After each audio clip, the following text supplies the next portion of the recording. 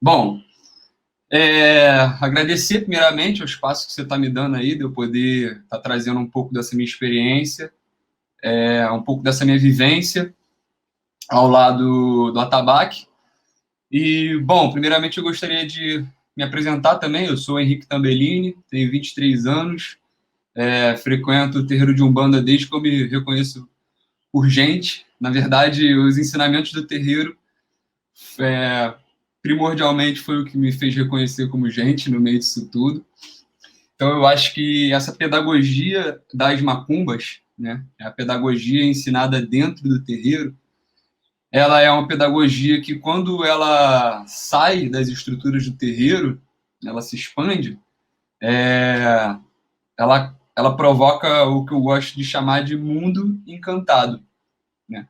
E o mundo encantado, ele não é um mundo folclórico, assim, ele não quero dizer que o folclore não quero colocar nenhum termo pejorativo em cima do folclore, nada disso, mas num sentido de vivência corpórea mesmo, assim, um encantamento corporal, uma vivência experienciada por corpos que se movimentam na cidade e nas encruzilhadas, nas ruas, nos encontros, principalmente nos encontros. Então, essa pedagogia das macumbas, né, e, consequentemente, das encruzilhadas, eu acredito que foi uma força motriz que me fez eu me encontrar com o atabaque no meio desse meu percurso de vida, visto que minha família fazia parte da corrente do terreiro que eu frequento, o Templo do Vale do Sol e da Lua, em Itaipuaçu, e eu não tinha muita ligação com a corrente do terreiro até então, né? Criança, via aquilo ali muito como ainda mais um espaço de experiências de exploração, né? Então ficava vendo toda aquela festa, toda aquela música, as danças, o povo cantando. Então tudo aquilo começou a me construir, né? E me reconstruir também como esse ser singular pertencente a esse grupo, a essa comunidade, né? Principalmente a comunidade do terreiro, Templo do Vale do Sol e da Lua, como eu disse anteriormente, que me fez perceber como esse indivíduo não, esse singular, né, dentro do grupo, porque eu acho que, diferente dessa filosofia e ideia ocidental que a gente tem de indivíduos, né, e sociedade formada por indivíduos, eu acho que o terreiro ele nos ensina isso, que somos singular porque possuímos o nosso ori, nossa cabeça, né? Cada um vai ter essa missão, responsabilidade de cuidar da sua cabeça, mas, ao mesmo tempo, essas cabeças, esses oris, eles estão interferindo no grupo, na comunidade, né? Então, toda essa pedagogia, de certa forma, é o que me faz estar aqui hoje, querendo falar sobre a tabaque, e, na verdade, percebendo que o atabaque, ele mora em mim, né?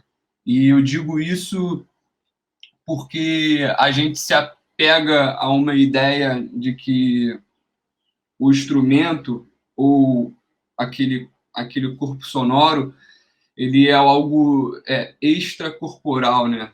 A guitarra é tocada por alguém, enfim, o tambor é batido por alguém, né? O que for, a bateria é tocada por alguém, o sax. Quando, na verdade, se você for conversar com, né, essas pessoas que estão ali conectadas com os seus instrumentos, transmitindo o som, o ritmo, principalmente, você vai perceber que aquilo ali, na verdade, tem a ver com tudo que representa mesmo aquela pessoa quer transmitir de mensagem, né, para essa nossa comunidade, quem estiver disposto a ouvir. Sempre quando eu trago esse diálogo sobre o atabaque, sobre o tambor, e eu, como formando em ciências sociais na UF, bacharel, eu me sinto na responsabilidade de trazer para a nossa conversa toda essa história e contexto social, né, que o atabaque, que o tambor, propriamente dito, chegou no Brasil, né? A gente tem alguns mitos, né, de criação do tambor. Alguns vão dizer que foram criados pelas crianças, outros vão dizer que foram criados pelas mulheres, outros vão dizer que foram criados enfim, guerreiros. Então a gente vai ouvir vários contextos, né, onde o atabaque surgiu na humanidade, né, sem uma prerrogativa datada.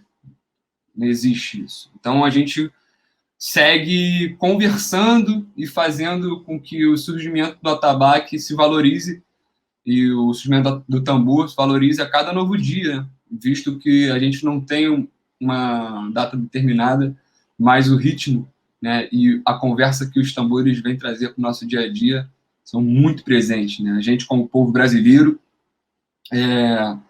a gente vive esse ritmo, né? É algo muito presente na nossa vida, com o carnaval, com o funk, com, enfim, o ritmo do Nordeste, né? Muito tambor, maracatu, coco.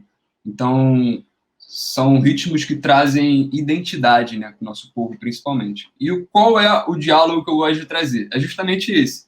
O atabaque, os tambores, eles são corpos negros, né? E são corpos negros porque foram trazidos para nossas terras a partir desse movimento, né, de exploração, escravidão, né? Então o atabaque ele chegou aqui no Brasil trazido por esse contexto. E quem tocavam esses tambores, obviamente, os povos negros de África, cada um com a sua especificidade, seu toque, com a sua divindade, com a sua devoção. Então, hoje, nós somos muito privilegiados e honrados, né, de estar em contato com essa sabedoria ancestral que o atabaque vem nos trazer. E eu acho que é de uma responsabilidade enorme, imensa, a gente estar levantando essa questão, de forma que isso tudo seja retratado, para que senão não se perca o real valor dessa história, desse contexto social, né?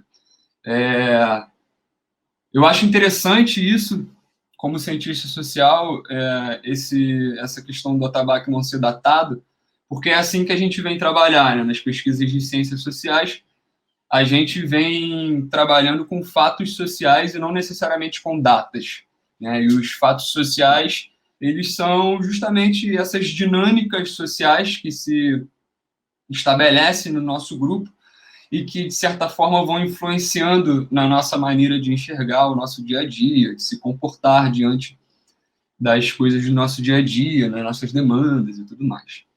Então, assim, essa contextualização, ela é de suma importância para a gente abrir o nosso diálogo e também para a gente entender as forças ancestrais, né, que a gente está chamando e que a gente está dialogando quando a gente entra em contato, quando a gente põe a mão, quando a gente escuta, quando a gente sente o tambor, né? E nesse nosso caso aqui, o atabaque propriamente dito. Então, bom, eu com 16 para 17 anos de idade, um pouco mais velho, né, do que a grande maioria de ogãs, digamos assim, né? Eu não sou ogã e, na verdade, acho que eu levo a prerrogativa de quem toca em umbanda curimbeiro. Então, o tocador de atabaque na umbanda eu reconheço como curimbeiro. Eu acho que o ogã é um contexto do candomblé, né? A gente vai ter casa de umbanda que vai beber dessa fonte do candomblé e vai fazer questão de chamar os seus tocadores de atabaque de ogã, mas eu percebo que dentro dos terreiros de umbanda, não a maioria, mas nos que eu pude estar presente até hoje, o curimbeiro ele não se relaciona da maneira que o ogã no terreiro de candomblé se relaciona. E essa diferenciação vem justamente do sentido de que o ogã, ou o curimbeiro não está ali apenas para tocar tabaco, né? Ele está ali também para abrir esse diálogo, para conversar sobre tambor, principalmente para cuidar do espaço, né? Eu, pesquisando recentemente o meu trabalho de TCC, onde eu trago uma etnografia do terreiro Templo do Vale do Sol e da Lua, com a perspectiva no atabaque, como corpo encantado, possuidor de contexto social e história. Eu tive a oportunidade de conversar com o Domênico, que é um irmãozaço meu, curimbeiro, né, que se intitula Ogan, e assim, ele é um exemplo porque ele também não toca tabaco desde criança, foi introduzido depois de velho a esse mundo do tabaco, acho que depois dos 40 anos, e ele levanta essa questão sobre, além de você tocar tabaco, você cuidar do seu espaço, você varrer a casa, né? Você arrumar o salão de forma que as pessoas cheguem e se sintam à vontade, se sintam em casa, né? E não simplesmente colocar o atabaque como essa função maior que a pessoa só chega no terreiro para cumprir aquela função, né? Não que seja algo só para cumprir aquela função, mas existe uma relação com o atabaque, como esse regente da festa, ele também vai trazer justamente essa missão, né, para quem está ali de frente, que é não simplesmente chegar na festa, bater o tambor, cantar ponto e ir embora, né? Mas se relacionar com aquele meio, arrumar aquele meio de forma que faça sentido com a gira que a gente vai tocar, né, e tudo mais. Então, assim, isso são pontos que eu gosto de trazer para a gente se encontrar e se contextualizar nessa conversa do atabaque. Então, com 16 para 17 anos, eu tive a oportunidade de aprender os toques de Angola, que a gente toca no nosso terreiro de Umbanda, com um dos curimbeiros da casa, o braço direito do nosso babalorixá. E no meio desse percurso de aprendizado, eu venho de uma família musical, né? Meu pai já tocava instrumentos, meu irmão também toca instrumentos, multi-instrumentista. E eu cresci com aquilo ali, né? Mas também nunca tive muito foco para ficar estudando as escalas pentatônicas e tudo mais, né? Então, assim, eu me perdia naquele mundo até que eu me aproximei da percussão, inicialmente com a bateria, depois parei também, sempre fui essa criança começa e para. E depois, com 16 para 17 anos, conheci o atabaque, tive a oportunidade de aprender os toques de atabaque, sou eternamente grato. Mas no meio desse percurso aconteceram coisas, até mesmo dentro do terreiro onde eu cresci, fui batizado, né? Fui batizado Henrique Moreira Tambellini, dentro daquela casa. Então, dentro desse terreiro aconteceram coisas que me colocaram em uma encruzilhada, né? Bom, o que eu faço agora? Porque estou dizendo isso porque eu me senti um pouco menosprezado dentro desse espaço e levei isso muito para o pessoal e falei, bom, vou usar do atabaque uma ferramenta de abertura de diálogo. E, bom, eu acho que foi a melhor figura e objeto musical, instrumento que eu pude trazer para iniciar esse diálogo, porque é justamente o primeiro a falar, né? O atabaque é quem estabelece a comunicação. Quando a gente vai iniciar as nossas giras, né, de Umbanda, aqui está um atabaque sem corpo, é um atabaque de colo. Ele foi feito pelo Bruno Aguiar, do Ateile Percussão, @ateile.percussão, se eu não me engano. E é um atabaque sem corpo, né? Geralmente a gente está habituado a ver o atabaque em pezão lá, com aquele corpão grandão. Esse aqui é um compacto. Então ele tem o seu corpo, entre aspas, menor, a pele, aqui os aros, perfeito. Essa amarração é uma característica de quem fez, do Bruno, nada muda no nosso instrumento. Aqui dentro ele vai ter 2 amarrações para as madeiras não fecharem e um tecido sintético para a gente ganhar sonoridade. Então, quando a gente vai começar a nossa gira no terreiro, a gente vai tocar o arrebate, né? Tá todo mundo naquela movimentação na casa, fazendo, enfim, arrumando guia, arrumando quartinha, varrendo, arrumando salão, colocando oferenda, acendendo vela, o que for, e a gente puxa o arrebate. Vou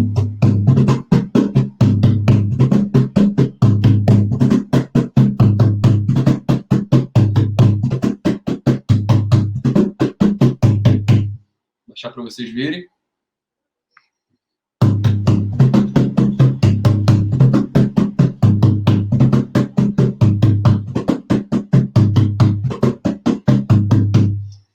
Então, bom, é um toque de puxada, de introdução da nossa gira, da nossa festa. E isso é uma comunicação geral, né? Todos no terreiro compreendem que quando o arrebate é tocado, é um momento de se colocar na posição que lhe foi determinada dentro do salão para que os trabalhos se iniciem, né?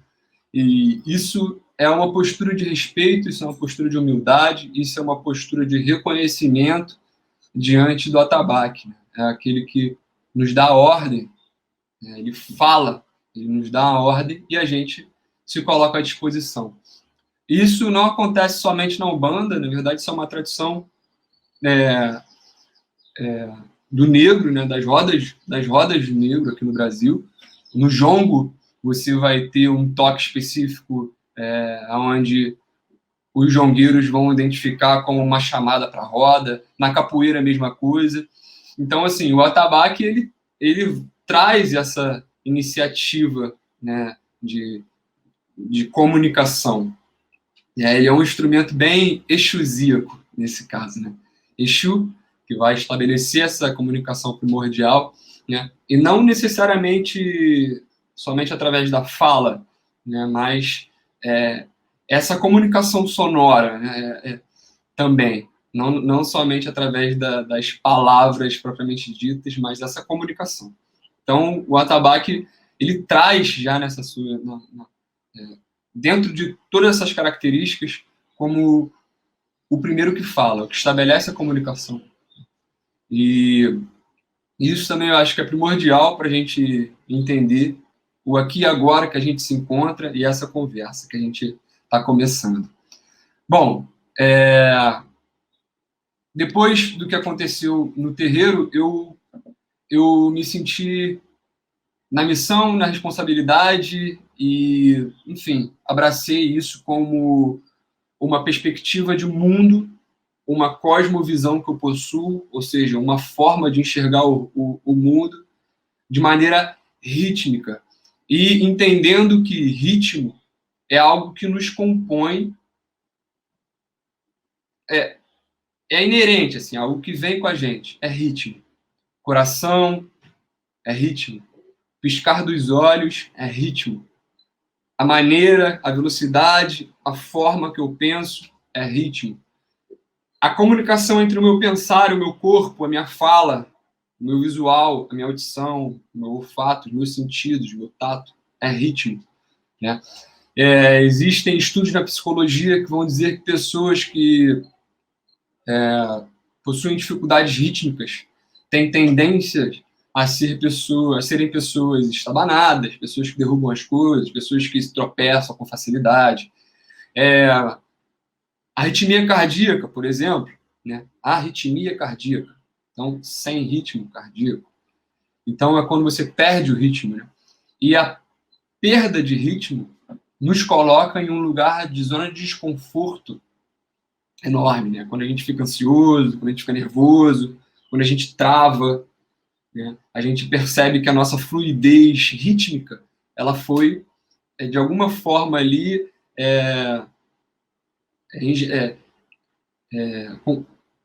calcificada, digamos assim, né?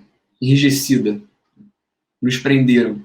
Então, o trabalho rítmico, ele é, além de uma questão espiritual, ele também é uma questão, eu acho, terapêutica, né? E identitária, principalmente. Porque quando se reconhece o ritmo que se caminha, quando se reconhece um ritmo próprio, o seu ritmo, você percebe que as influências desse mundo moderno, né, desse capitalismo pós-moderno, né, desse capitalismo e dessa exploração trabalhista, tudo isso nos coloca em um ritmo que não nos pertence, né? É um ritmo que foi pré-determinado por eles e que, de alguma forma, eles querem introduzir na nossa vida, né, de uma forma opressora. Então, eu acho que quando a gente toma conta e se dá conta desse ritmo que a gente carrega dentro do nosso peito, dentro do nosso piscar dos olhos, quando eu acordo, minha respiração ao acordar, quando a gente toma ciência disso, a gente toma ciência também desse contexto social em que nós fomos introduzidos, desse Brasil terreiro, né, utilizando aí mais um termo do Luiz Antônio Simas, né, historiador, assim como pedagogia das macumbas é um termo dele. Então eu acho que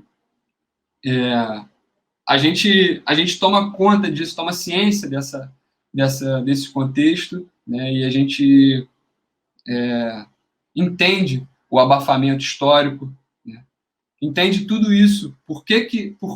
Qual é a necessidade disso? Né?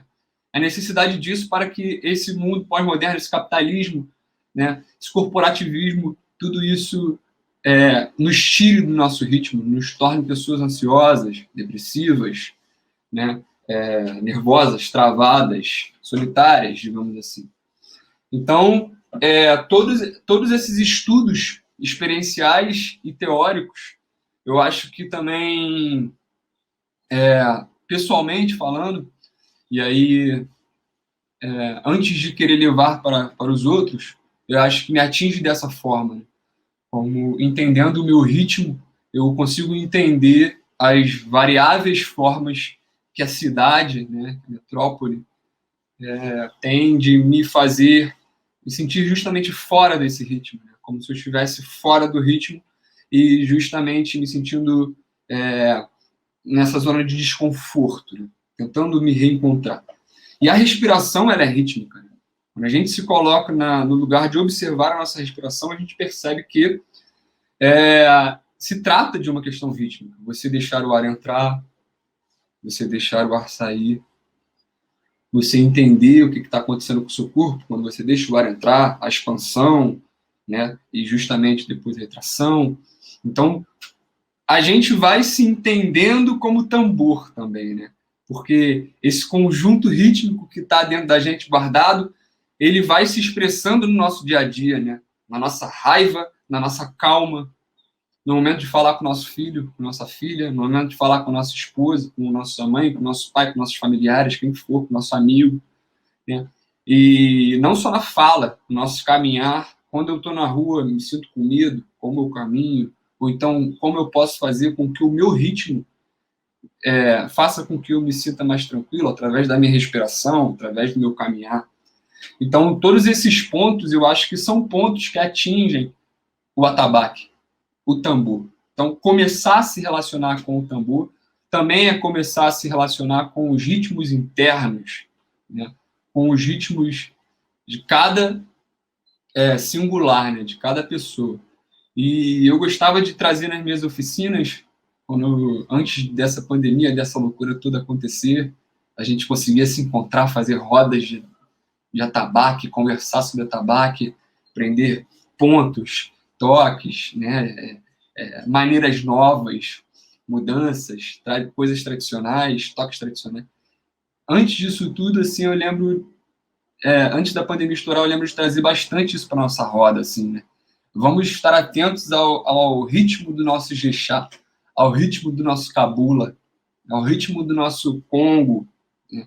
E eu dizia isso porque eu tenho consciência de que quando a gente está no nosso dia a dia, fazendo as coisas do nosso dia a dia, vira e mexe a gente está ali, né, cantando alguma música, cantando um ponto, sei lá, estou lavando minha louça, estou cantando uma música que eu gosto, o que for, um samba, um pagode, um sertanejo, não estou querendo entrar em nenhum ritmo aqui propriamente, um estilo musical, né, propriamente dito, mas é algo que compõe o nosso dia a dia de forma que o seu dia a dia, ele, aquela sua função do dia a dia, né, ela se relacione com esse ritmo que você está cantando e você, inconscientemente ou conscientemente, né, vai fazendo as suas atividades de forma mais rítmica mesmo.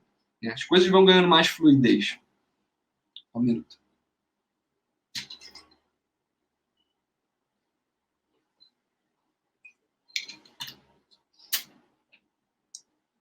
Então, eu acho que quando a gente começa, né, mais uma vez, a se relacionar com a tabaco, a gente deve, de alguma forma, se atentar a isso, assim, a como a minha vida e a dinâmica da minha vida junto a essa comunidade que eu me relaciono, meu vizinho que eu saio ali dou bom dia, ao padeiro que eu compro pão, né? Enfim, ao frentista quando eu vou botar gasolina no meu carro, minha moto, enfim, coisas do meu dia a dia, né? Quando eu tenho uma reclamação, quando eu vou ligar para algum serviço, tudo isso de alguma forma está vinculado com o ritmo que eu estabeleço para mim diante daquela atividade, função, responsabilidade, trabalho, lazer, né?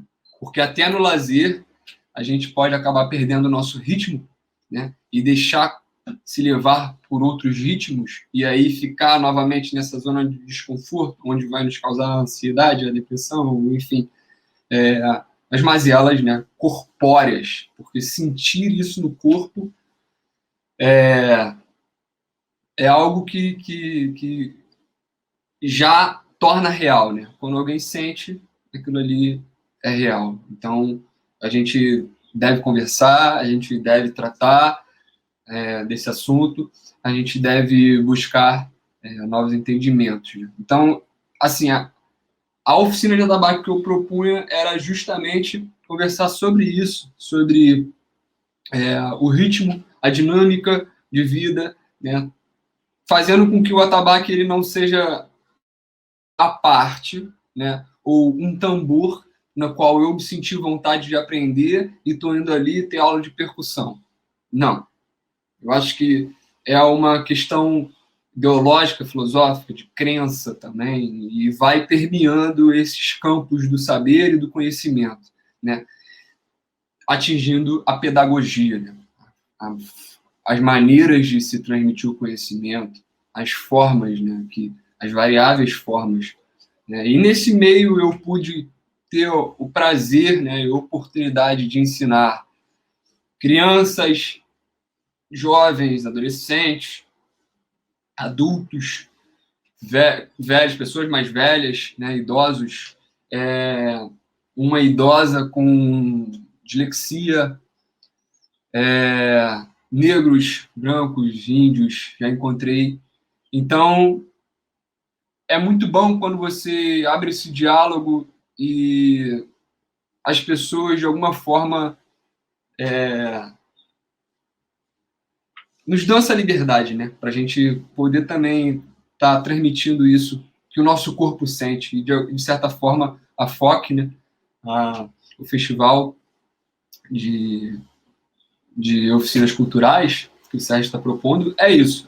É um espaço de liberdade onde a gente pode tratar um pouco sobre essas questões corpóreas, perspectiva de vida.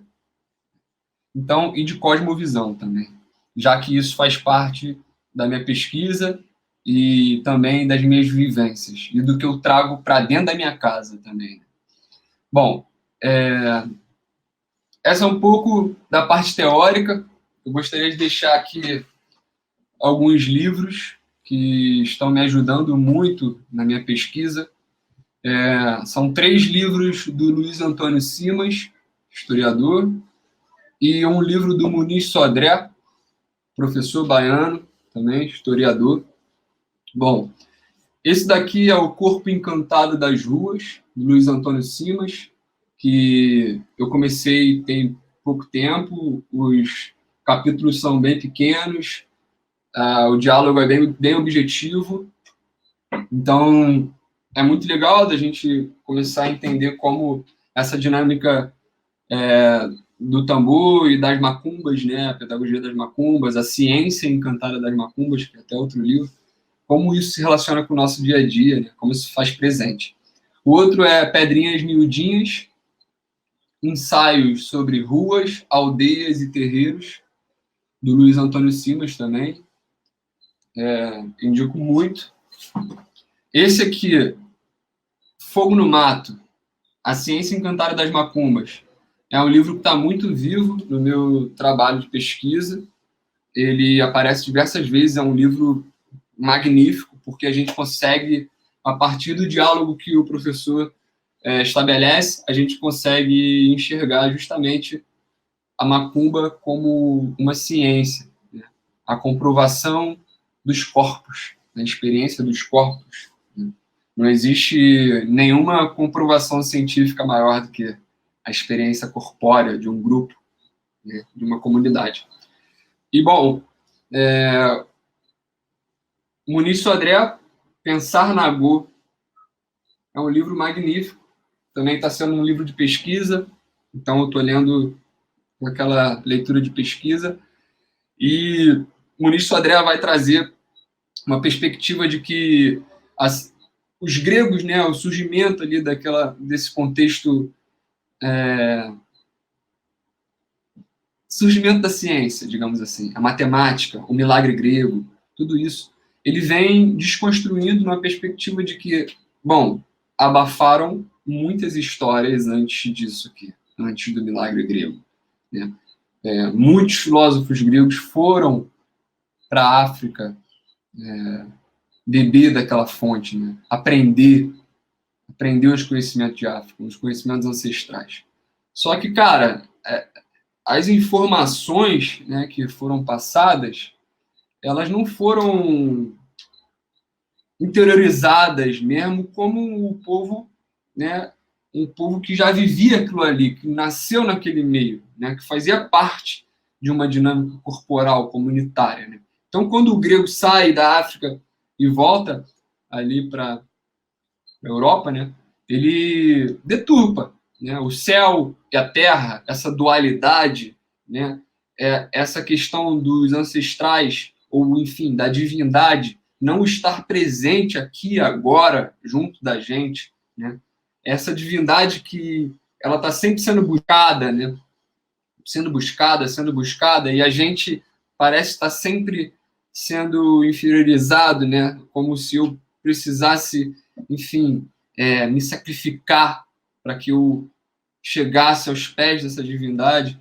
quando na verdade esse diálogo ele vem pautado de que a divindade ela mora na gente, né?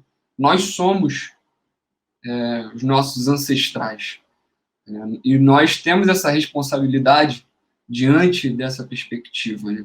De entender que os ancestrais eles estão aqui agora com a gente e a gente tem essa responsabilidade de estar carregando isso em nossos corpos e mais uma vez estar se atentando a essa questão rítmica e ao diálogo que a gente está estabelecendo com esse contexto histórico, de cosmovisão, de crença. Bom, então, essa parte teórica, eu acho que é importantíssima da gente trazer para a gente contextualizar as coisas, entender como eu também conheci o atabaque, qual é a minha visão diante disso tudo, né? E eu sendo uma pessoa branca, me reconhecendo como uma pessoa branca, tendo a oportunidade de ter sido criado em um terreiro de Umbanda e hoje estar aqui tendo a oportunidade também de dialogar sobre a minha perspectiva. Bom, eu vou compartilhar essa apostila que eu montei, mas que ela nunca está pronta, é o que eu costumo dizer. Assim como, né, como a mim, nunca estou pronto, estou sempre aprendendo, sempre nessa humildade também de perceber os erros. Então, essa apostila ela vem nessa perspectiva, assim, de que ela não está pronta e ela talvez nunca fique pronta. Eu comece a encontrar erros, né? Tipo aqui nessa primeira página eu já consigo mudar coisas, mas assim a gente vai. E assim é.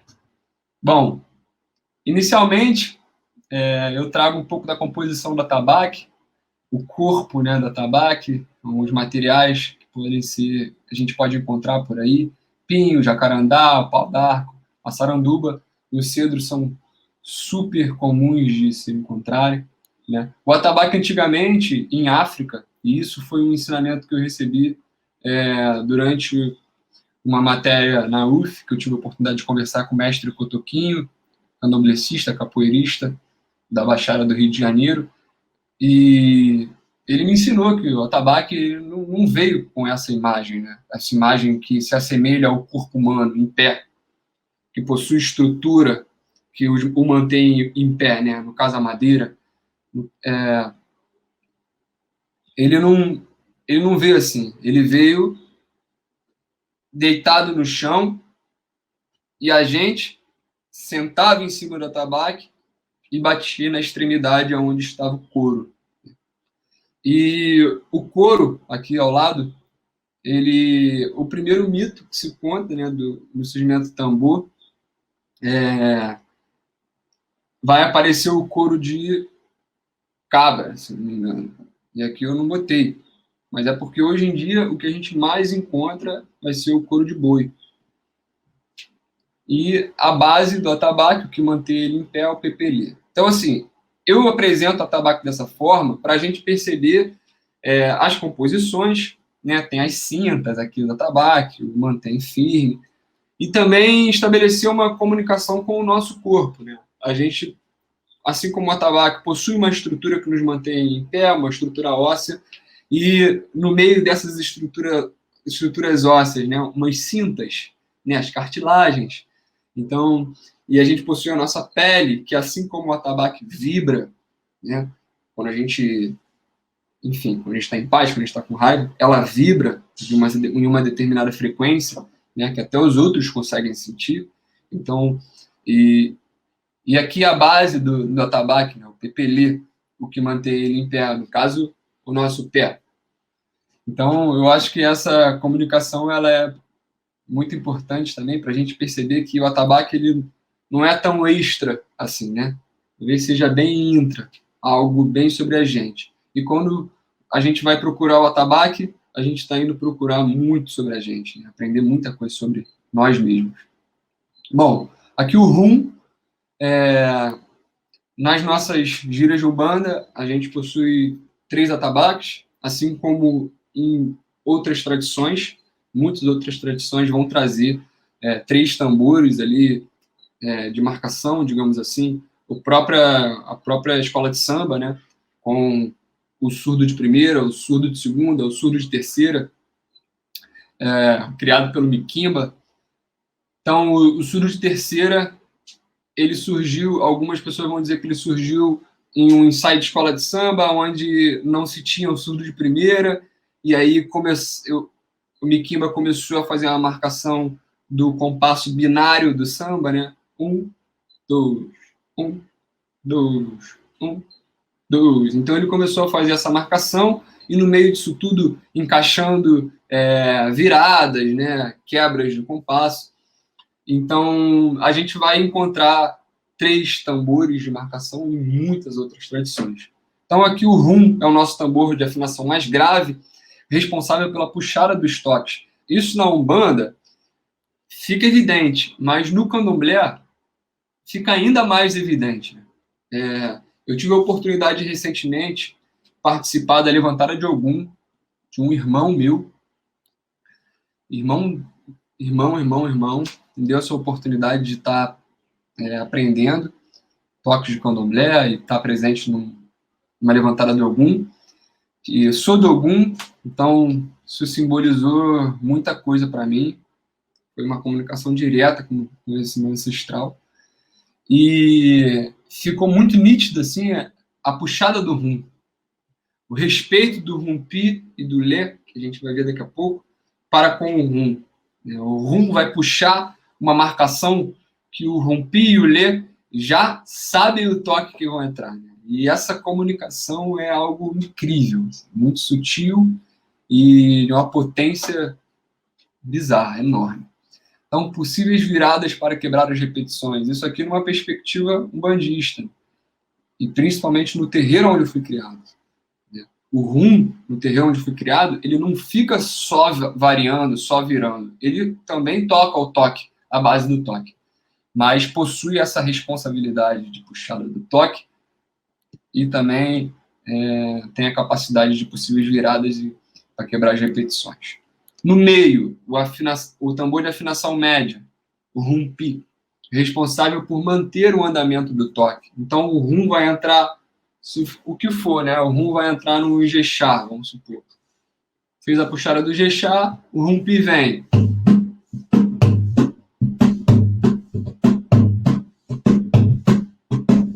E assim ele vai manter até o final do ponto. Pouco ou nenhuma virada. Essa é uma das maiores representatividades do rumpi. O lê é o tambor, o menor tambor, portanto, por conta até dessa morfologia do atabaque, ele é um tambor de afinação mais aguda, é o último tambor a entrar, não necessariamente, tá? Aconteceu até mesmo nessa levantada do Ogum que eu pude participar, do lê e o rumpi entrarem junto ali no Adarum, né, o toque referente a Ogum, toque para Ogum, né, de chamada para Ogum. Então, isso também não é algo, não é uma lei, né? Enfim. Mas o lê, ele é responsável por quebrar o toque, principalmente. Mantém, por ser o tambor mais agudo, essa perspectiva de quebra de toque, né, essas viradas e variações que o lê estabelece, elas são mais fáceis de se ouvir, né, devido ao agudo. Então, aqui, cada tambor possuindo a sua responsabilidade e, né, o seu papel, principalmente, e respeitando, né, cada função. E isso aqui é o que a pessoa, de certa forma, precisa chegar no tambor ali reconhecendo, né? Cada tambor possui a sua função. E que eu não posso simplesmente fazer qualquer puxada ou qualquer coisa no tambor ali sem, né, esse respeito hierárquico entre os próprios tambores. Isso no terreiro vai acontecer, né? A gente precisa estar atento a isso. Bom, isso aqui é uma página, né, porque essa apostila foi feita para as oficinas que eu dava presencialmente, então eu só subdividi aqui em módulo 1, módulo 2, mas a gente vai dar uma passada geral por esses toques, né? Jexá, Cabula Jongo, Congo de Ouro, Arrebate, Opanigé, primeiro e segundo Congo.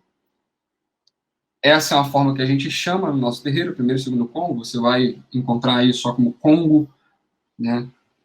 Então, possíveis nomenclaturas também.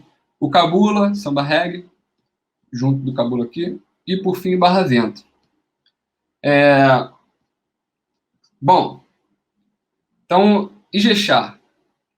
Ijexá, além de um toque, também o reino de Ijexá, reino da Oxum. Né? Orixá Oxum e Orixá Logunedé vão vir muito cultuados, né, através do Ijexá. O Ijexá é o toque referente da Oxum. A Oxum é a senhora da riqueza, das águas doces, a que cuida dos recém-nascidos, né? A mãe de Logunedé.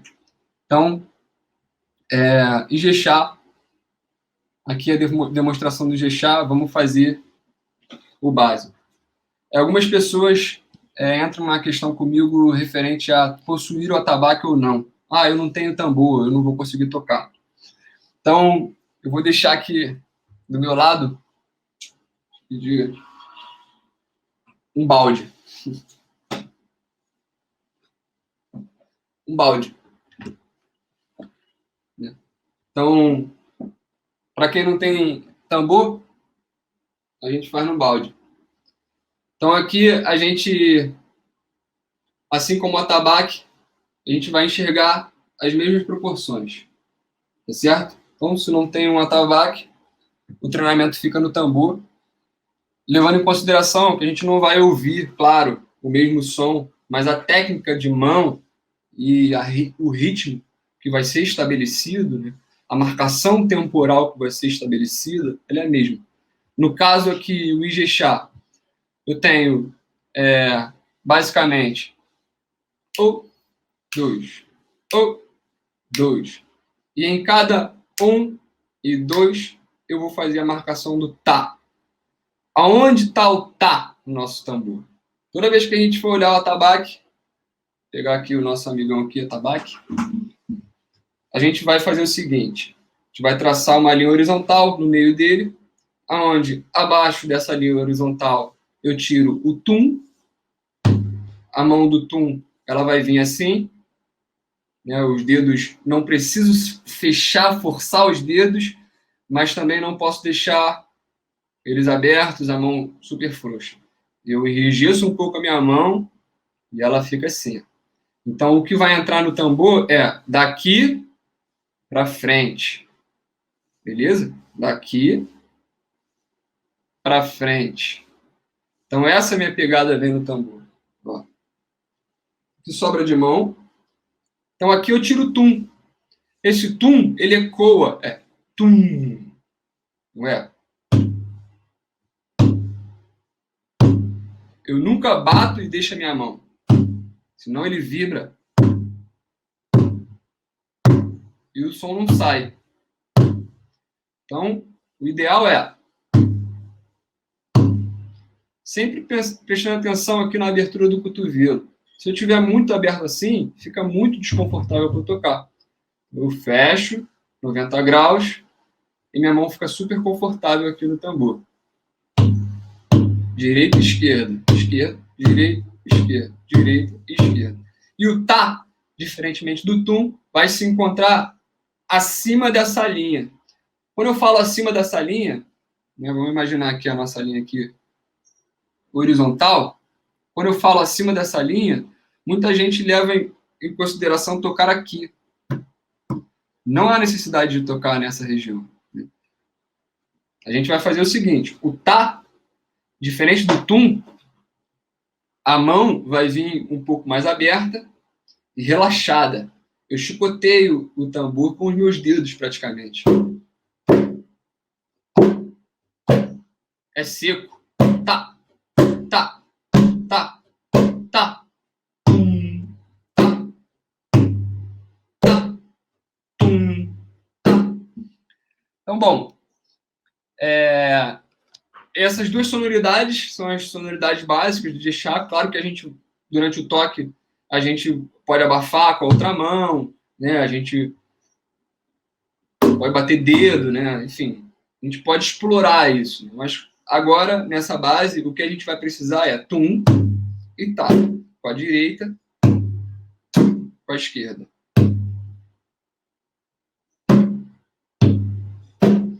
Ele tá aqui a pulseirinha que eu ganhei na levantada do Ogum, que eu não tiro por nada. Então, tum, tum, tá, tá. Vamos trabalhar com essas duas sonoridades. Perfeito? Ijexá. Dá uma olhadinha no Ijexá. Então, ó, tempo 1, tempo 2. Então, ó, tá, tá, tá, tá, tá, tá, tá, tá. Então, no meio desse tá, tá, né? Aqui no meio,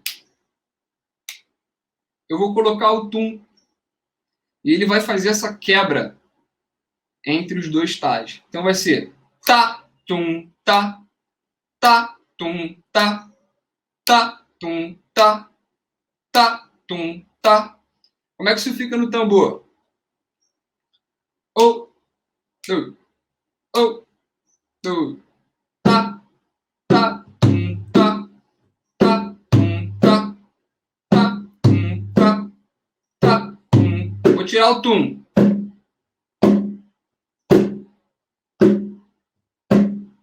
Vou botar de novo.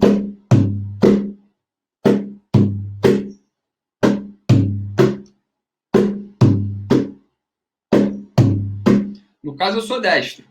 Tá? Minha mão esquerda está posicionada aqui porque agora eu não preciso dela. Né? Tum, tá, tá, tum, tá, tá, tum, tá. É comum a gente ver o atabaque entrar no ijexá no tum. na quebra do tempo, no meio do tempo. Isso dá um charme, isso dá mais facilita para a gente entrar, digamos, na cabeça do tempo. Ou dois. Ou dois. Lembrando que o ritmo é uma marcação temporal. Se eu marco, eu marquei um ritmo. Se eu dou continuidade a essa marcação,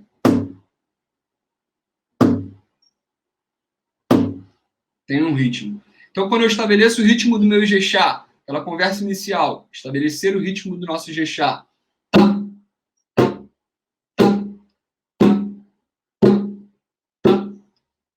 Posso fazer mais rápido? Claro. Como é que vai ficar isso no Ijexá? Mais lento.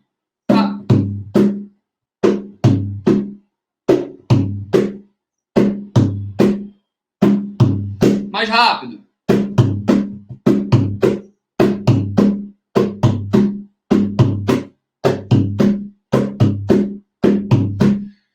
Então a base do Ijexá está aqui. Tá, tum, tá. 3 toques.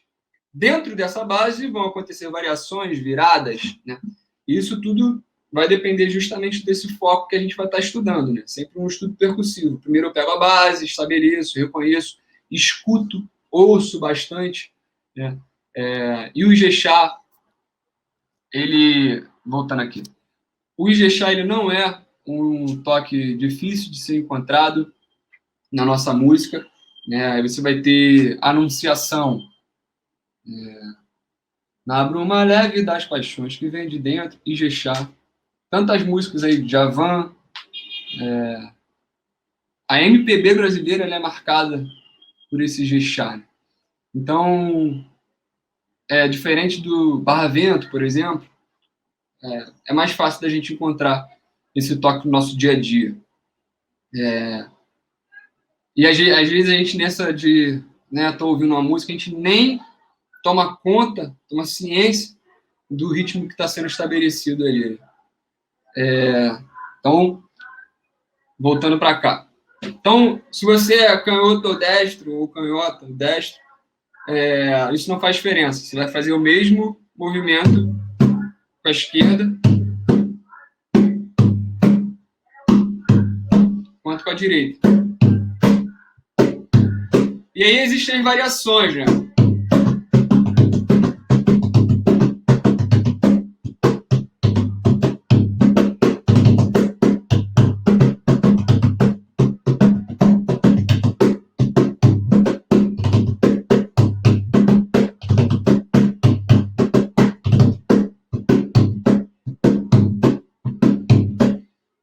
E aí a gente vai embora no Ijexá. Canta ponto, canta pauxum, canta pauxum e estabelece essa comunicação. Então, um toque que está muito presente na nossa vida e, mais uma vez, eu lembro, estabelecer o ritmo do Ijexá é estabelecer ritmo do cotidiano, de vida, e assim para os outros toques. Esse é um ponto que eu gosto de levantar. Aqui está as variações, eu não vou entrar nas variações, apesar de ter mostrado aqui algumas, porque eu gostaria de dar foco nas nossas bases e também nesse significado aí que os toques trazem, né, e tudo mais. Então, assim, a gente tem aqui o Cabula Jongo, próximo toque que eu gostaria de apresentar. Cabula Jongo. Há um tempo atrás eu não levava muita consideração no nome, né? Cabula Jongo. A gente de terreiro, povo da Axé, vai reconhecer o Cabula como algo próximo do ritmo do samba, né? Ou das variações aí do pagode, enfim, até do Partido Alto, o Cabula de alguma forma pode encaixar ali, do samba de roda, claro que é diferente, mas essa nomenclatura ela vai encontrar essas diferenciações de entendimento nas casas. Já aconteceu comigo, de uma vez eu estar numa casa de candomblé, e aí o ogã da casa fala, puxa aí o Congo. Eu puxei o Congo e ele, não, mas esse Congo, como é que é? E tudo mais. Então, essa é a potência de uma tradição oral, né? E o atabaque também é, além de mecânico ali, né, muito oral.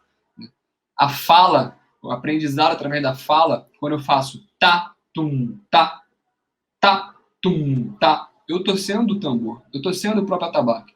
Se eu estabeleço o toque no meu peito, reproduzindo o que eu gostaria de reproduzir no atabaque, eu estou sendo o próprio atabaque. Tá, tum, tá, tum, tá, tum, tá, tum, tá, tum, dum, tá, tum, tum, dum, tum, dum, tum, dum, Então, acho que faz uma diferença enorme, assim, quando a gente começa a se dar conta de que esse ritmo, ele não está ali e a gente está indo buscar aprender esse ritmo para que esse ritmo comece a fazer parte de mim, ou que eu consiga tocar uma música, né? Eu acho que muito além disso é aprender um quadrante rítmico, né? O que for, maracatu, o que for, jongo, você está de alguma forma ali conhecendo mais de si, se identificando mais, né? E entendendo também essa potência corporal, né? A potência da fala, cara, a potência da vibração da pele, né? E do contato, da gente estar estabelecendo contato com a pele do tambor também. Então, cabula jongo. Cabula jongo, a gente percebe aí a nomenclatura cabula e jongo. O jongo, cara, bom, eu não sou especialista de jongo para falar sobre o jongo, mas máximo respeito a todas as comunidades jongueiras, né? E dentro dessa minha pesquisa, eu tive um enorme, imenso prazer de conhecer o Canecão, Toninho Canecão, e um jongueiro raiz do Rio de Janeiro. E ele tocou um ponto dele, cantou um ponto dele que ficou na minha cabeça e reverberou na minha cabeça, e eu vou compartilhar com vocês aqui, né? Vou deixar isso. Máximo respeito aí, a comunidade jongueira, Canecão. O toque do jongo ele vem bem marcado com 3 batidas, né?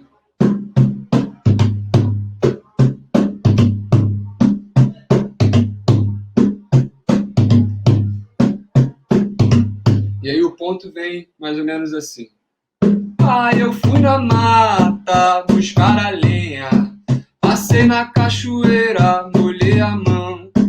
Eu fui na mata buscar a lenha, passei na cachoeira, molhei a mão. Senhor da pedreira, benze essa fogueira, e além da fogueira, ajudar todos os irmãos. Eu fui na mata buscar a lenha, passei na cachoeira, molhei a mão. Eu fui na mata buscar a lenha, passei na cachoeira, molhei a mão. Senhor da pedreira, benze essa fogueira, e além da fogueira, ajuda todos os irmãos. Achado. Então, salve o jongo, salve todo esse conhecimento, toda essa forma de se contar as histórias, né, toda essa tradição. E esse é o link, né? Esse é o link. É o jongo ou o cabula. É o cabula jongo. O cabula jongo, ele vem nas bases do jongo, nas bases do cabula. Rola essa mistura, fica um jongo ritmado, né, swingado, com potência desse swing. Ele não fica tão travado somente nos 3 toques, né, que são característicos do jongo. Então, o cabula jongo ele vem reverenciando os pretos velhos, né, que também são a imagem, né, que a gente deve sim reconhecer, né, os pretos velhos.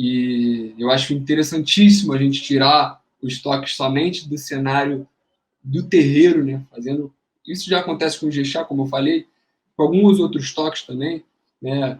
A gente vai ver mais à frente. Mas o Cabula Jongo, ele entra muito nesse pop também, assim, nessa questão mais do ritmo mais pop, né? A gente vê o Alha de Maria, por exemplo, né?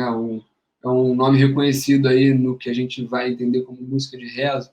Ele tem músicas que vão muito na pegada do Cabula Jongo, né? Esse pop 4x4 vem muito nessa pegada do Cabula Jongo.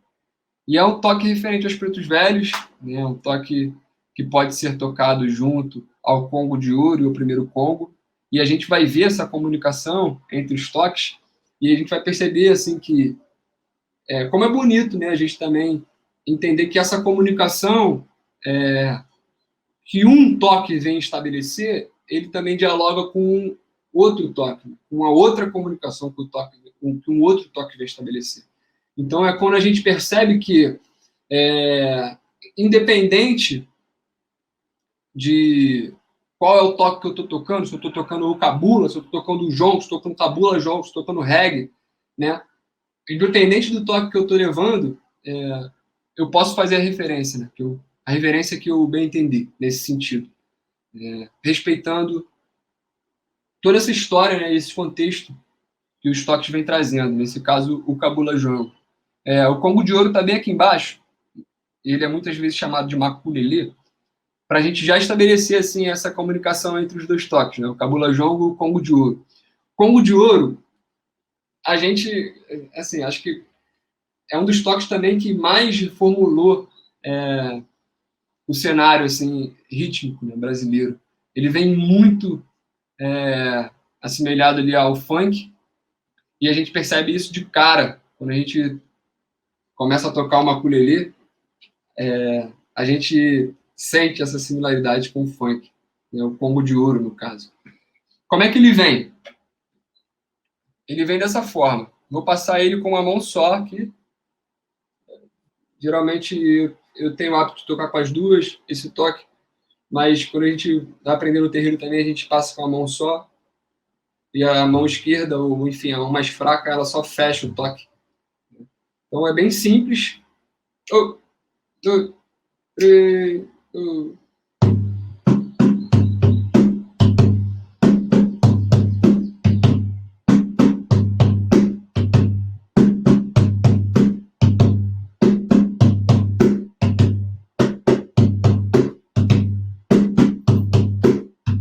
Aí, geralmente, quando eu passo com o de ouro e chamo de maculelê, né? A galera fica, pô, mas o maculelê, quando eu ouvi, era meio diferente.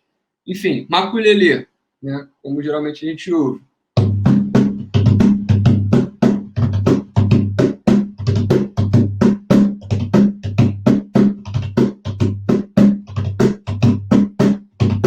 Mas o Congo de Ouro tá aqui dentro. Ó. Ó.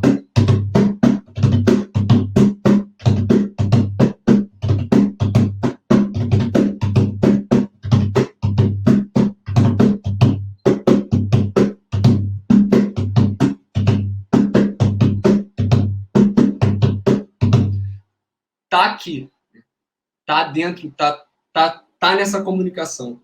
E aí, bom, como o Cabula Jongo entra nessa comunicação? Claro que com mais tambores a gente percebe mais facilmente esse diálogo, mas aqui o que a gente precisa entender mesmo e ouvir é essa diferenciação entre os toques, né? Então eu vou entrar no Congo de Ouro, vou passar pelo maculelê, vou chegar no Cabula Jongo e aí eu volto para o Congo de Ouro. Beleza? Então, vamos lá. Congo de Ouro.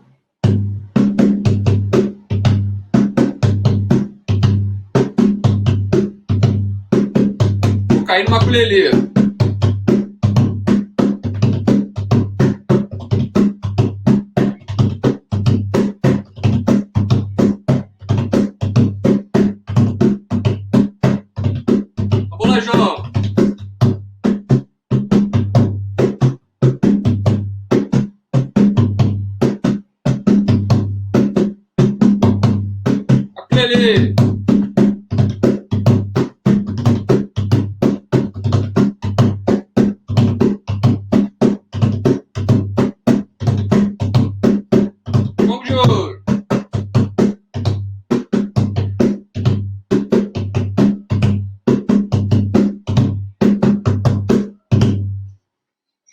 Bom, então, essas são algumas demonstrações que eu gosto de dar em relação a essa comunicação entre os toques. Eu acho que isso é um bom ponto, né, que a gente chega assim da apostila, que é justamente essa comunicação entre o Congo de Ouro, o Kabula Jongo, entendendo essa dinâmica dos toques. Bom, Congo de Ouro eu não falei, mas um toque que vem referenciando o Orixá Oxóssi, o que não é uma regra, né? No candomblé, por exemplo, a gente vê isso mais determinado, né? O Adarrum, toque para Ogum. Na Umbanda, a gente tem isso também, né? Como o Jexá, acho que universalmente é o toque da Oxum. O Cabula, né, vem muito para Ogum, também para Iemanjá, mas isso não é uma regra. Na Umbanda, a gente vê toque para Oxum no Cabula, né? Isso não é algo assim, uma regra, né, que a gente deve seguir. É uma referência, eu acho, uma referência. Então, mais adiante, a gente tem o arrebate, o Panigé. Eu poderia ter colocado o arrebate lá na frente, né, como a gente fez no início, a gente abriu com o arrebate, mas aqui por uma questão mesmo de pedagogia, eu coloquei o arrebate junto ao Panigé. Então vamos dar uma passadinha nos dois toques. O arrebate, como eu havia dito, um toque de entrada e também um toque que anuncia a chegada de um orixá, anuncia um evento, né? E quando a gente tem algum tipo de saída de orixá no terreiro, né, a gente toca o arrebate, ele sai, a gente também, e quando sai, quando está no salão ali, geralmente a gente já toca os pontos para o orixá mesmo, né, os toques para o orixá. Mas é um toque que representa essa abertura desse portal, né? Eu lembro que o meu babalorixá, Luiz do Mulu, me ensinou que todas as vezes que a gente escuta o arrebate, a gente tem uma dança característica, né? Primeiramente, os pés, eles vão arrastar, né, os tornozelos, significando, simbolizando essa ancestralidade que a gente vem trazendo para o presente, né? É você pegar isso que está, digamos assim, por trás, né? Digamos assim, nesse passado, que é tão presente quanto esse presente que a gente vive, e colocar, justamente trazer essa egrégora, né? Então, o arrebate, ele tem toda essa simbologia. É um toque magnífico. Então, vamos dar uma passadinha no arrebate, depois a gente cai no Opanigé. Então, arrebate. 2, 3, 4.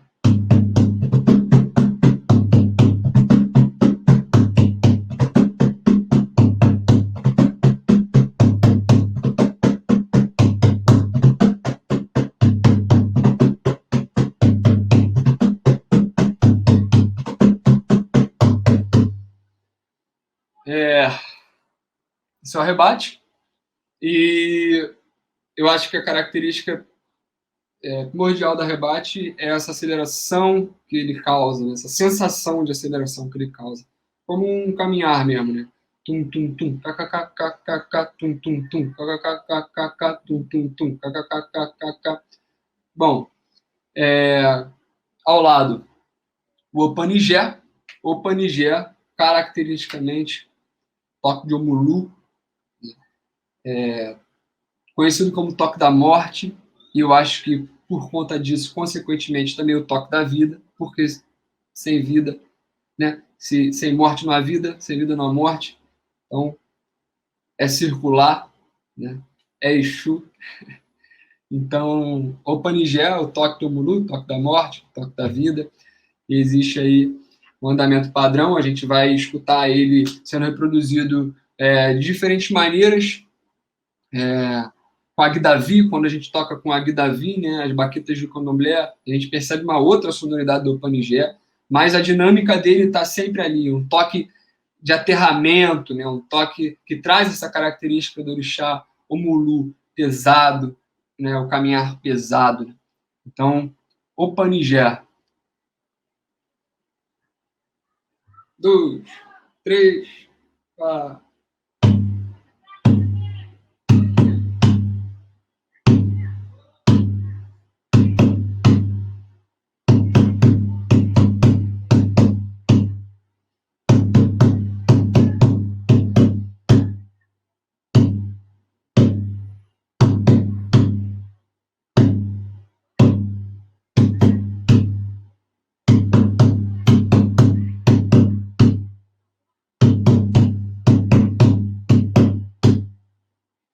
Uma música... O Panigé. Uma música que traz o Panigé de frente é a música da Jussara Marçal, se não me engano. Eu acho que é da Jussara Marçal. A Totô, né, que vem de frente. Então, vale a pesquisa. É um lugar onde a gente pode encontrar o Panigé na nossa música popular brasileira. Mais adiante, primeiro e segundo Congo. Aqui é o que eu torno, né, a lembrar. Primeiro e segundo Congo é uma forma que a gente aprendeu na nossa casa, né, no caso onde eu frequento. Só para a gente diferenciar uma possível variação do Congo. Então, se a gente vier, bom, vou tocar o Congo, puxar o toque que a gente vai ver adiante, não se assuste, né? Em outras casas, né, justamente por causa dessa tradição oral e a passagem dos toques, né, a gente pode encontrar variações. Isso é comum. Né? Isso aqui que eu estou passando não é a forma exata, né, mas é uma das várias formas que a gente pode encontrar por aí. E isso expande o nosso campo de conhecimento. Né? É um lugar que mostra essa riqueza mesmo, que o Brasil recebeu, né, infelizmente, vindo de um período marcado, né, na nossa história por tamanha exploração, né, tamanha segregação, tamanha escravidão e colonização. Mas, enfim, isso tudo está vivo na nossa terra e eu acho que conhecer as diferentes nomenclaturas, diferentes formas de apresentação do toque, faz parte também dessa nossa busca identitária, né, diante do ritmo que está presente aqui na nossa terra. Então, bom, eu vou chamar de primeiro e segundo Congo só para manter essa pedagogia da apostila que está montada aqui e também para a gente distinguir mais facilmente essa variação. Então, bom, durante a minha pesquisa, encontrei que os congos eles podem vir reverenciando o Ossan, o Xumaré, Nanã, né? Mais uma vez, isso não é regra. A gente vai ter ponto para Nanã, ponto para Xumaré, Ossan, em outros toques, isso é comum. Aí aqui, coisas básicas, né? Começa e termina no tum, isso aqui são coisas que vocês vão encontrar aqui na apostila, vou passar o olho. E, mais uma vez, o segundo Congo é uma variação do primeiro. Então, a gente usa essa nomenclatura muito mais para identificar essa diferenciação. O Congo, mais especificamente o primeiro Congo, ele aparece na música popular brasileira no disco dos Ticoãs. A maioria das músicas ali vem no primeiro Congo. É um excelente lugar para a gente treinar pelo Congo. Então, bom, vamos adiante. Vou começar no primeiro Congo, vou passar para o segundo Congo. O segundo Congo, ele só tem uma batida a mais no tá. E vamos lá. Congo. 1, 2, 3.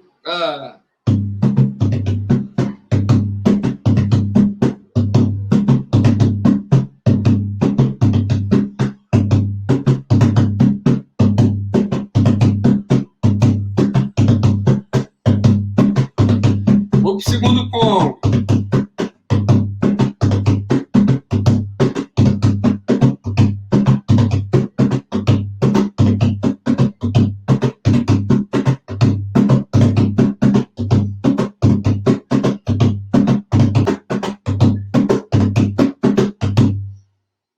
Bom, primeiro e segundo Congo apresentados, e eu gostaria de voltar naquela comunicação do Cabula Jongo com o Congo de Ouro, introduzindo o nosso Congo, primeiro e segundo Congo.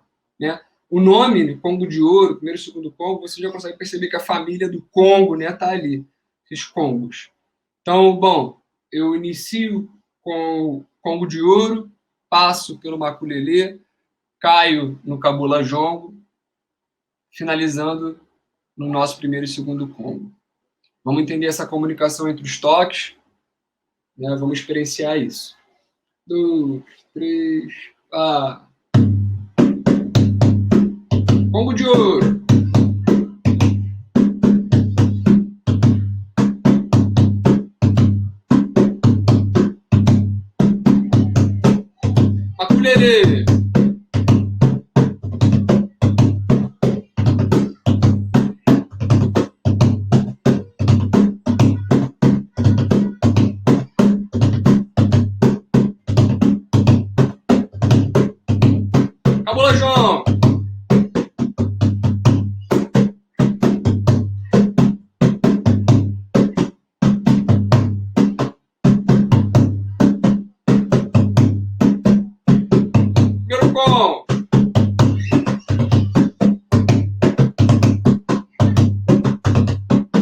mundo!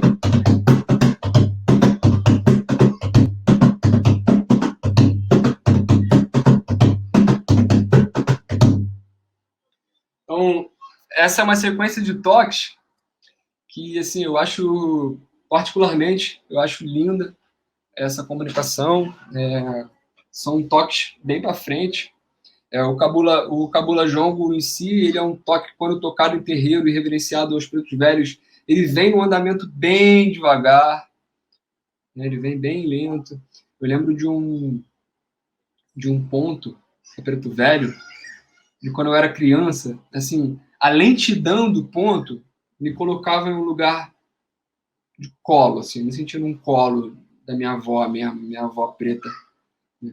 E quando a gente traz o toque nessa dinâmica, a gente precisa encaixar ele ali, né?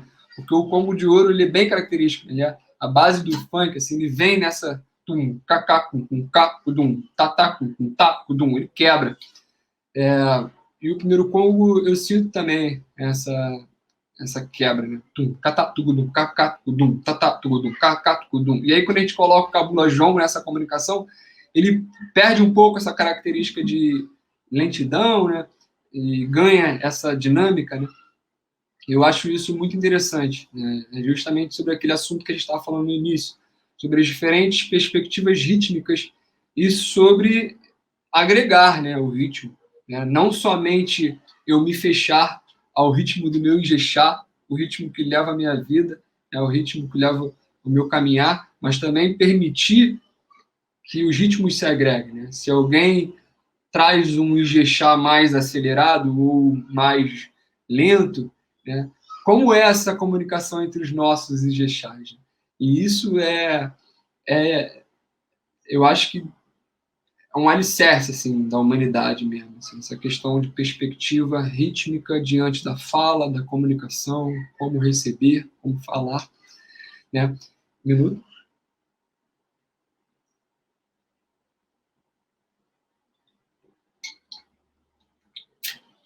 E o ponto que eu lembro dos Pretos Velhos, é,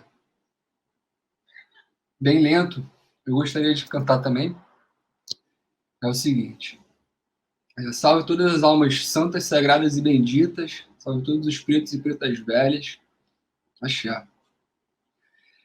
Eles vivem no meio das flores, olhando o céu, beirando o mar. Eles vivem no meio das flores, olhando o céu, beirando o mar. Eles são os pretos velhos de Umbanda que vêm de Aruanda para trabalhar. Eles são os pretos velhos de Umbanda que vêm de Aruanda para trabalhar. Eles vivem no meio das flores, olhando o céu, beirando o mar. Eles vivem no meio das flores, olhando o céu, beirando o mar. São os pretos velhos de Umbanda que vêm de Aruanda para trabalhar. Eles são os pretos velhos de Umbanda que vêm de Aruanda para trabalhar.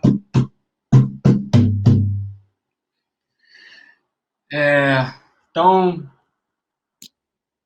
até puxei mais rápido do que realmente é, né? Que é um toque, é um ponto bem lento mesmo, assim, é para chamar essa força, né, dos passos lentos, da calma, né, da paciência, dos pretos velhos. Então, ter em mente todo esse trabalho rítmico que se faz, né, com o toque. Bom, eu sabendo que esse toque é um toque referente aos pretos velhos e como encaixar, né, esse toque em, enfim, nas viradas, nas variações. Eu estou tocando um congo e eu quiser botar um cabula jongo no meio, sabe? Como fazer, estabelecer essa comunicação. Porque isso é uma comunicação que vai estabelecer para o grupo, né? Seja na gira, seja num grupo de uma banda, seja onde for. né? Onde o atabaque estiver presente, ele vai estar fazendo essa comunicação rítmica. E mais adiante, a gente tem o cabula, né? E isso aqui foi um agregado que eu coloquei de samba reggae. Inicialmente ele nem estava aqui, só estava mesmo o cabula. Então, o cabula, acho que é o ritmo que a gente mais ouve ainda mais a gente sendo aqui do Rio de Janeiro, né? A gente bebendo desse berço do samba, né? É uma marcação que a gente mais está habituado aí a ouvir. É a forma do samba, é como o cabula vai se apresentar, reverenciando Ogum e Iemanjá, né, popularmente conhecido como o samba. No caso aqui, o samba de roda, ele tem uma outra pegada que eu vou mostrar também, né, então vamos deixar aqui o samba, cabula, mais ligado ao samba, né. Vamos conhecer o cabula e vamos conhecer as diferentes facetas, né, que ele pode aparecer. Pode ser um toque mais para frente, mais para trás, dependendo muito desse swing que queremos estabelecer, né, no nosso toque. Então, cabula. Eu, eu, eu, eu.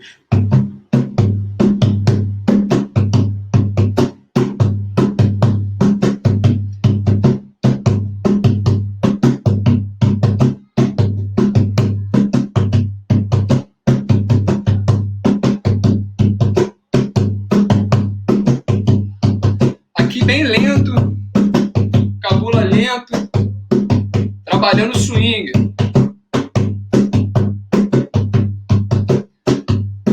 Eu coloco variações.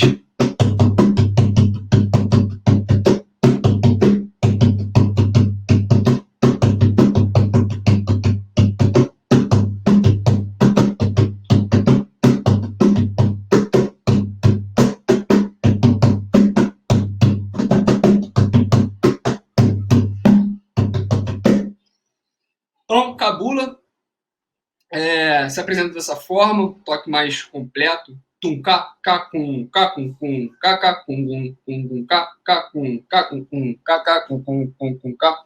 Aqui eu coloquei um compasso com 4 tempos, mas a gente poderia trabalhar ele no 2x4, né? 1, 2, igual o samba. 1, 2, 1, 2. Tum, cá, tum, tá, tum, tá, tum, tá. Tatum, tatum, tum, tatatum, tum, tum, tum. Reconhecendo que esse tum do tambor, ele vai estar sempre na cabeça do toque, né? Ó, do tempo. Tum, tá, tatum, tatum, tum, tacatum, dum, tum, tá, tatum, tacum, tum, tacatum, dum, tum. Então, esses tais, tá, tá, tá, tá, tá, tá, tá, tá, tá, tá, tá. É o que levanta, né? Ele está sempre no contratempo, está no E, né? Um E, 2, E, 3, E, 4. Um K, K, K, K. Então, isso é o que dá esse balanço do samba, né? Essas notas no alto, assim, né? Não cravadas na cabeça do tempo. E isso é o que traz o swing. E quando a gente explora dentro do cabula, esse swing, a gente vai estar explorando são esses tais, esses tuns, o tum que eu vou tirar do tempo, o tá que eu vou acrescentar. Então, o cabula ele vem muito formulado nesse swing do samba. O que eu faço, o que eu acrescento, uma nota que eu bato mais forte, né? Uma acentuação, uma nota fantasma, que é aquela nota que está ali, mas ela não está em evidência, né? Isso tudo é trabalhado no tambor. Isso tudo existe aqui no tambor. A nota fantasma, a acentuação, né? É uma questão percussiva. Então, o cabula, eu acho que é um dos toques que mais abre essa janela, né, de variações e oportunidades que a gente pode apresentá-los. Assim. Bom, mais adiante, samba reggae. Samba reggae, olha o Lodum. Né? Estou com a camisa do Lodum aqui fazendo a referência a toda essa história. Já desse assistindo a live do Lodum. Porra, eu tenho uma saudade. E a gente vem no samba reggae. A forma é muito parecida inicialmente, mas eu não concluo o toque. Cabula, né? Cabula. Samba reggae.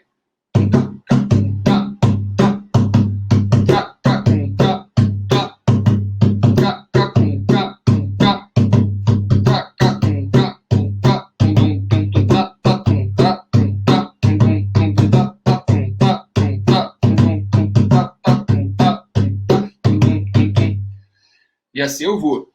Então, base do samba reggae bem parecida com a base do cabula, né? Bebendo dessa fonte e, mais uma vez, swingando da maneira... Né? Os ritmos vão surgindo, cara, a partir de ritmos que já existiam. Né? Então, tá aí o cabula, o samba reggae. Vou deixar aqui o samba de roda. Vou puxar um cabula e vou puxar o samba de roda em cima do cabula e vocês vão perceber como esse comprimento do cabula ele vai ser diminuído e a gente vai ficar ali numa esfera do samba de roda. Cabula.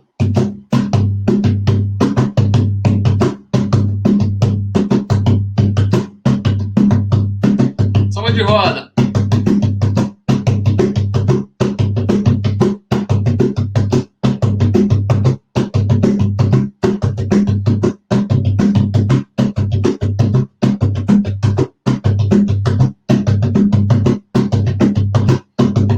E as variações.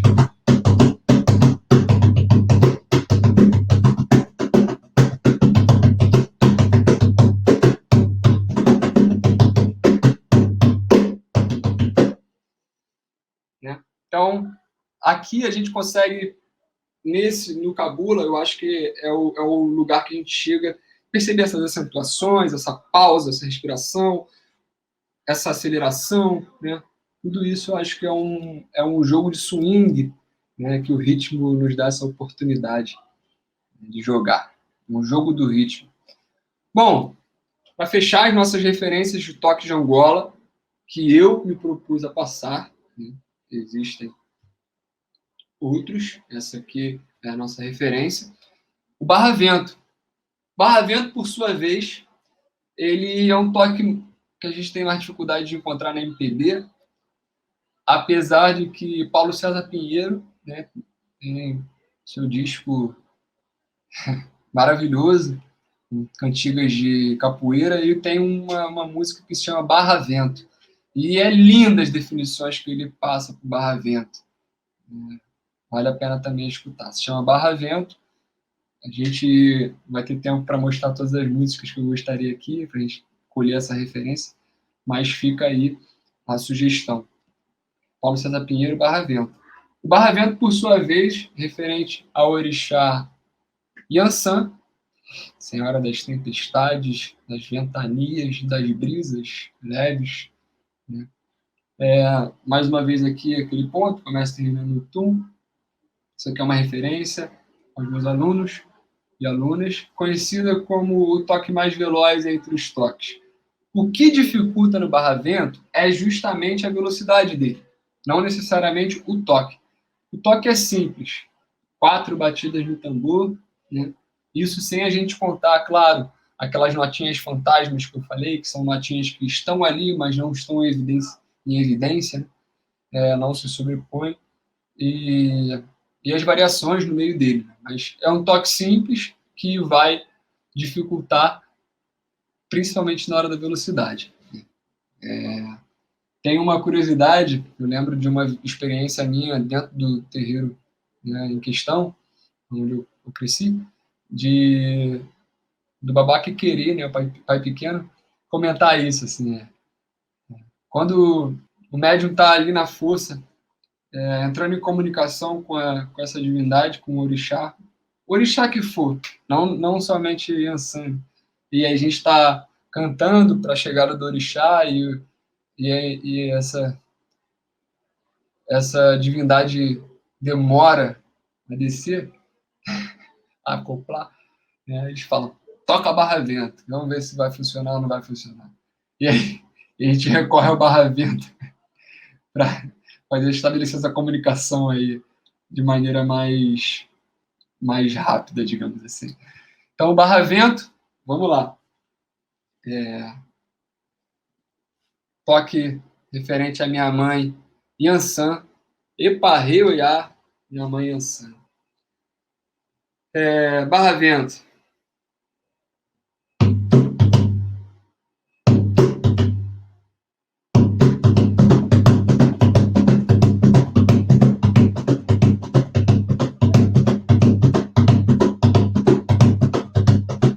Mas é lento. Ó.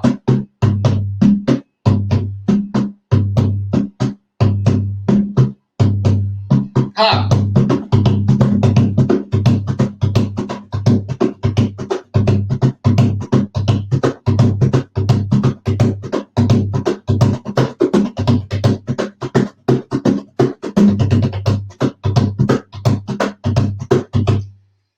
Então, essa é a característica do Barra Vento, essa velocidade. Pontos no Barra Vento. Um ponto para tempo, que é lindo, que é... E olha o tempo, olha a lambada, macurá de lê. Olha aí tempo, olha a lambada, macurê. Olha aí tempo, olha a lambada, macurê. E olha o tempo, olha a lambada, macurá de lê. Olha o tempo, olha a lambada, macurá de lê. E olha aí tempo, olha a lambada, macurê. E olha aí tempo, olha a lambada, macurê. E olha o tempo, olha a lambada, macurá de lê. Olha o tempo, olha a lambada, macurá de lê. Olha aí tempo, olha a lambada, macurê. Olha aí tempo, olha a lambada, macurê.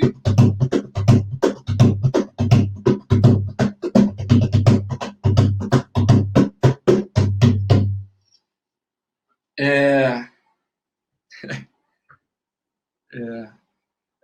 engraçado que eu não piso no terreiro, deixa eu me ajeitar aqui, desde o início da pandemia, né? E isso, para mim, porra, foi crucial, assim, porque ficar longe disso me afeta mesmo, assim. E até aqui, assim, agora, sabe? Porque é isso, é uma identidade, é algo que me compõe, é onde eu me sinto presente mesmo, né? E reverenciando, respeitando toda essa história que aconteceu antes de mim, em respeito aos meus mais velhos e os meus mais novos que estão chegando. Então, estar aqui com a mão no tambor, né, depois da gente estar vivendo esse momento complicado, é uma forma de eu estar doando o meu axé, de eu estar desejando aí tudo de bom, na medida do possível, aí, que tudo se ajeite, que tudo fique bem. Essa é uma forma de eu deixar o meu axé. Né? Eu gostaria, mais uma vez, de agradecer imensamente ao meu irmão Sérgio e a essa abertura que está nos proporcionando, né? Como é importante para mim, Henrique, estar tratando desse assunto, visto que o isolamento ele nos colocou nessa situação, né? Da gente não estar potencializando os encontros, né? Potencializar os encontros corpóreos, né? Experiências corporais. Eu sinto muito por isso e, ao mesmo tempo, tem a esperança aí de que a gente vai estar festejando em breve e estar conversando mais sobre isso aqui. A gente tem um tempo limitado, tem muito papo pela frente, mas eu espero ter contribuído da maneira que eu pude e é isso. Acho que o meu axé está aqui e, e fica aqui meu agradecimento aí.